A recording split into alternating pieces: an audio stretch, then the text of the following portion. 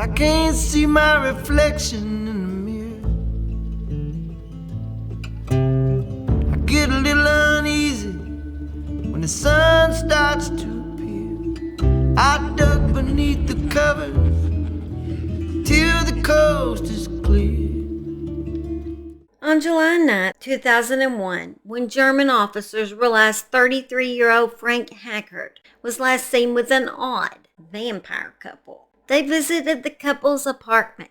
When they knocked and no one came to the door, they just busted it down. And suddenly, a foul odor filled the air. Off the walls of the apartment, blood dripped. Blood-stained scalpels were scattered around the room. In the center of the living room sat a coffin with human skulls and candles posed all around it. There beside the coffin lay Frank Haggard's body. A scalpel was lodged in his stomach and a pentagram cut into his skin. Nearby was a list of names. Police believed that they were those of the people the couple intended to kill next. Hello, my bloodthirsty friends. Hope you're having a happy HOLLYWEEN. Speaking of thirsty, you look like a tall drink of water this evening. Makes me so glad you came and visited me in the murder she shed. Come on over and make yourself at home around my pretend campfire, 'cause it was freezing outside, and so I was going to do it around a real campfire, but your girl doesn't like cold. Besides, it's light outside right now. You expect a vampire to go out in the sunlight. My name is Holly. Come join me for a bit, to hear a vampire true crime story. Before we begin, make sure to smash my sexy subscribe button, or it's gonna suck to be you. Let's begin. 26-year-old Daniel Ruda from Germany was a car part salesman by day and a vampire by night. Daniel was lonely and was looking for the perfect soulmate, so he figured the best way to find her would be by putting an advertisement in a Lonely Hearts column. How else is a vampire to find love? He needed to figure out the perfect love-matching quote to write for the ad, something that would lure the perfect blood-sucking lover to him. After hours of debating about the perfect words, he came up with, "Black-haired vampire seeks princess of darkness that hates everyone and everything and has forbidden farewell to life." You could say Daniel had a way with words, or you could say it, but I wouldn't. Daniel always thought himself different and superior to those around him. He had always felt detached from his fellow humans, and even as a child, he often flinched at physical contact. From the age of 12, Daniel had felt what he described as a lust for blood, and was a self-described black vampire. Don't we all feel that lust for blood? Daniel had bloody dreams as a teen. I've heard of wet dreams as a teen, but of course, as a vampire, he had to take it to a whole nother level. In his dreams, he was always a vampire slithering through the night, biting people. At the age of 14, Daniel said a creature appeared to him. It was a dark figure with fingers that had grown out of bones, tall, pale, and dressed in jet black. And this creature commanded him to search for the second part of his soul. Daniel interpreted this order as, I need a soul match, I suppose. He started reading the Satanic Bible, drinking his own blood, and gave himself the name Sundown. Daniel found his path into the goth and heavy metal scene through the neo-Nazi movement that he was a part of in his early 20s. Despite his dedication, Daniel faded out of the skinhead scene and turned his attention to black metal. He joined a black metal band called the Blood-Sucking Freaks, of course, and filed his teeth into fangs. At 23, he became bored of the band too, because apparently it wasn't evil enough for him. So he became a Satanist, because what is more evil than being a Satanist? Nothing, I suppose. Daniel drove a car bearing the inscription, Corpse Processing Plant Bunker, Gate 7, Dachau. Dachau is the Bavarian town made and famous by a Nazi concentration camp. The car's rear window showed a pentagram. The trunk bore the words, Brave Beauty. He began going to satanic rituals and started participating in casino and bloodletting. Bloodletting parties involve what is called arterial tapping, whereby a dominant partner taps a submissive partner's arteries and drinks their blood. Well, you're missing out because it's a bloody good time. Jugular veins are off limits at these parties, though, because who wants to die? In August 2000, convinced he was Satan's chosen messenger and he needed a chosen match, he put the message in the Dark Metal magazine for that special other half. When Daniel met 23-year-old Manuela Bartel, it was love at first bite. When the paths of the two vampires crossed, it was like a lightning strike for Daniel. He was sure that Manuela, with her strong tendency towards evil and morbidity, owned the second part of his soul and shared his lust and thirst for blood and his hatred of people. Manuela was a normal child, good student, and well-adjusted until the age of 13. At 13 years of age, she was evaluated as she began biting pedestrians that walked down the street. At 13, I think all of us needed a psychologist, but biting people on the street is just a little extra special, I would say. She might have really needed one, more than the normal 13-year-old. 13-year-olds, though, you're just out there walking crazy. You know you are. Or at least I'm going to admit that I was. Wait just a minute. I'm out here walking crazy now, so I guess I never changed. Sometime during this time, she overdosed, and she started seeing a psychiatrist about her bizarre behavior, but she remained undiagnosed and out of control. At 14, she claimed that Satan came to her one night and spoke to her. I suppose he said, "Shave your head into a mohawk, wear black, and marry a man named Daniel, so you can spend the rest of your life in prison." I'd be like, no, I'm good. But apparently it all seemed like a good idea to her. Well, to each their own. She soon dropped out of high school and moved to England for a bit. Not a bit. In England, Manuela worked as a waitress in a bakery cafe. And at the evening, she started working at a Gothic club. At the Gothic club, she learned about the vampire life. And she liked what she saw. She'd already bitten people in the street. So she felt like, hey, this is her calling. So she needed the new vampire look. So she cut her hair in a black and red mohawk, started wearing all black clothing, lip piercing, and tattoos. She even shaved her eyebrows and had her canine teeth extracted and real fangs implanted. Sorry, I didn't shave my eyebrows for you guys. I wasn't going to go that far. She extended her experimentation with vampirism by attending bite parties, where willing participants licked blood from each other's arms. Her thirst for the extreme still not satisfied at 17. She traveled to Scotland and met up with the other Goths and began cutting her own arms and sleeping on graves. Because who doesn't? Manuela started posing as a sadomasochist model, found leather and chains extremely aesthetic. She wore cuts on her body like jewelry. She called her friends blood donors and herself Allegra. Is that not what they are? I thought they were blood donors. She felt trapped in the wrong body and found daylight intolerable. Manuela had read and become obsessed with the 62-year-old recluse who called himself the Leopard Man and who lived on the Isle of Skye.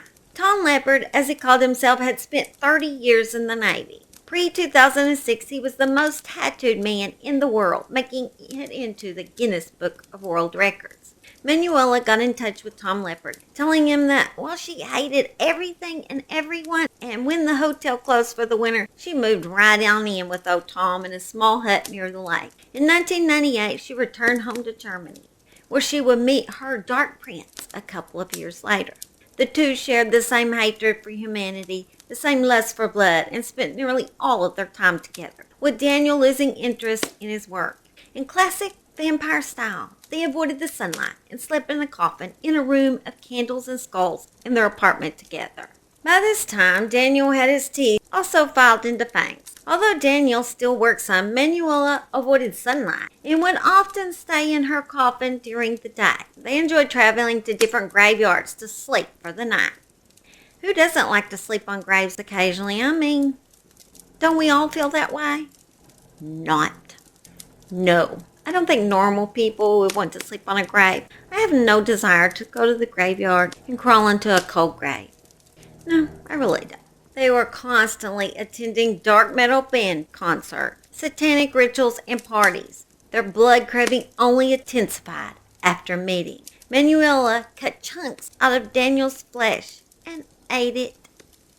She also carved a pentagram on his chest. Daniel drank from Manuela's veins so often that she had cuts everywhere. Manuela was even buried in a grave to test the feeling. No, honey, no, no, no.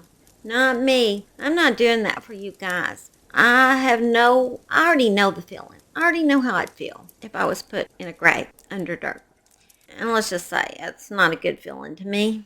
The following year, safe in knowledge that they were indeed a perfect match, the two registered to marry in 2000 on the 6th day of the 6th month. Manuela was then 23, Daniel 26. Daniel received 2 orders allegedly directly from Satan, associated with the magic number 6667. On June 6, he married Manuela. Then on July 6, the devil would enter his body in order to procure a soul whose time has not yet come. So on July 6th, they carried out a premeditated murder by tricking a friend, 33-year-old Frank Haggard, into coming over to their house for a party, and not a party that you would want to attend. Before the party, Daniel went to the store and brought tools, a splitting axe, several knives, 2 carpenter hammers. Frank fell into the fatal trap, which was planned like an operation. Daniel told his former work colleague that he would be the guest of honor this evening. Frank was warm, entertaining, popular, and he loved the Beatles. He liked to give people the benefit of the doubt and befriended the Rudas despite their vast differences. Frank also had a witty sense of humor, and one of the reasons that Manuela said he would make the perfect sacrifice. She stated that Frank would make the perfect court jester for Satan. Makes me not want to have a sense of humor. It really does. They invited Frank in and offered him a drink. Daniel then struck Frank on the head twice with the hammer. But instead of falling, Frank suddenly stood up again and walked towards the television in a confused daze. Manuela said her knife started to glow, and she heard the command to stab Frank in the heart. Then Manuela stabbed Frank 66 times, which the couple believed was the perfect number. They also mutilated his face and his arms and stubbed out cigarettes on his back. After carving a pentagram into Frank's chest with a scalpel, they collected the blood into a bowl, drank it, and waited for their transformation into supernatural vampires. Manuela believed she would suddenly have the power to fly. While they waited, they crawled into the coffin to make evil vampire love. That is just disturbing in so many ways. In so many dead ways. When they felt no change, they decided instead of flying out of there, they might have to take Daniel's car to go on the run before the police came knocking at the door. They left one thing on the way out the door, and it was their kill list. Before she left, Manuela mailed a farewell letter to her mother, which said, "I am not of this world. I must liberate my soul from the mortal flesh." Fearing that her daughter had made another attempt to end her life, Manuela's mother went to the police, and this is what led police to Frank's mutilated body. When the police arrived on the scene, what they saw was indescribable. The couple's apartment had been turned into an altar for satanic worship. Human skulls cluttered the floor. Posters of hanged women had been found, and a coffin was in the middle of the living floor, being used as a coffin table. On the wall above Frank's body, written in blood, was the words, "Be happy, you are next to die." On the coffin, the authorities found the list of 16 people whom the couple were going to kill next. When the vampire couple were found at a gas station, authorities found in their vehicle a chainsaw, which they planned on killing their next victims with. I don't know why they decided a chainsaw massacre was a good idea, but they are weird. Well, Manuela could not wait to tell authorities the story of what they had done. Daniel bit his vein so badly he had to be seen by a doctor. The couple's guilt was a foregone conclusion. Neither denied the murder. They simply said that they were not accountable for the death as they were acting on a higher instruction from Satan. So basically, the devil made me do it defense. During the trial, they repeatedly made satanic symbols and stuck their tongues out at the jury and the victim's family. On January 31st, 2002, Manuela was sentenced to 13 years in a secure mental facility, and her husband was given 15 years, also to be served in a psychiatric institution. The court ordered that they must never be allowed to meet again. So before leaving the court, the couple gave each other their final kiss, and luckily no blood was drawn. The couple divorced sometime after entering the mental facilities. Manuela was released in 2006 and said to lead a quiet life now. Manuela has changed her name and still receives outpatient treatment. In 2016, charges were brought against Daniel because he was said to have planned the murder of his ex-wife, Manuela, while in custody in 2010. However, he was acquitted of this accusation. In 2017, Daniel was also released from prison. Although I use this story as a Halloween tale, it doesn't make it any less important.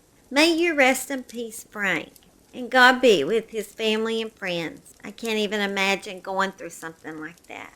Now that our vampire tale has ended, let me bid you a good night. I suddenly have quite the appetite. You better keep your windows closed tonight. Sweet dreams, my friends. Don't let the vampires bite. Do you want a four-wheeler? Oh, I thought so. We're going to go four-wheeler in the freezing cold weather because Simon wants to and because I'm a good mother that obeys my dog. Or it's going to suck to be you. Lust for blood just comes natural, doesn't it? Even a vampire's got to feel loved. Excuse me, a little Kool-Aid there. It was love at first bite. It was love at first bite. By God, all girls, something happens to them at 13. Well, I guess hers was exceptionally eye-opening for her parents. But, 13's not an easy age to begin with. But Manuela, she was something extra special, I guess. At the Gothic Club, she learned about the vampire life. It's like the van life, but the vampire life. Is that what vampires do? Do they wear leather and chains? I got the leather, I just don't have the chain. Sorry, honey. They'd sleep all night in the graveyard, cozied up to a grave. Sounds exciting. Make sure you take a bite out of my sexy subscribe button. It'll really make me happy. I'm sorry, I have to fly out of here now. I hope you guys have a wonderful HOLLYWEEN. Don't forget about me. Come back and see me sometime at the Murder She Shed. It went down my shirt. No, my tooth went down my shirt. I don't know where it went. Find it later. Well, guys, I must go because my husband wants me to go play vampire now. He has this thing with vampires.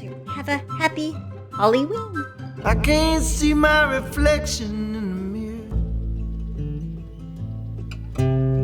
I get a little uneasy when the sun starts to appear. I duck beneath the covers till the coast is clear and pull the blind